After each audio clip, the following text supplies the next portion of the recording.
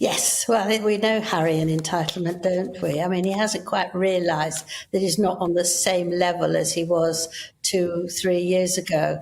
But I studied the last time that he came over, and every time comes over. But I don't think people actually know exactly what it is. What he wants is top policemen to look after him 24/7. And what the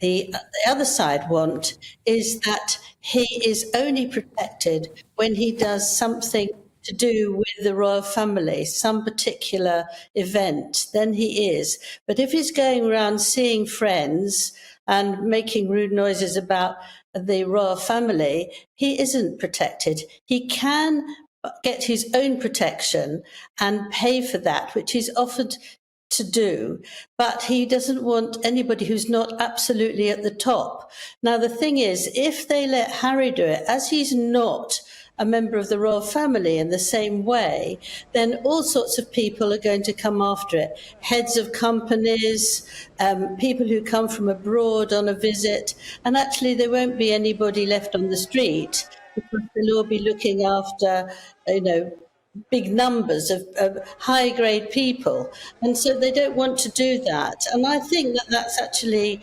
perfectly reasonable. He can get good protection officers, but he's not going to get the best. He moans that he's not getting the best because they know what's coming on. They know got better intelligence than for him. But I don't think he can say he deserves the better intelligence anymore. It got to move on, and I don't think anybody wants, not just for him, but also for Meghan and for the two children. They want separate protection officers, and that's going to cost us an enormous amount of money, and I don't think they particularly want to do that. Well, Angela, it has to be said, GB News went out and about in Birmingham today, and we put this to the great British public. You can always rely on them, especially the salt of the earth Brummies, and not a single one of them felt that Harry deserved the full treatment. And I put this to you, Angela. He's not even a top drawer royal anymore, so why should he expect top drawer security? Well, I think one reason is because he wants us to pay for his, wherever he goes around the world, to have that sort of protection. And I think it's just greedy, and he can't expect that.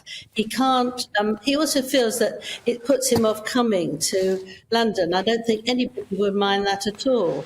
And if he does come for an event, he will be looked after. Otherwise, it's up to him. He has to take second or third degree protection officers.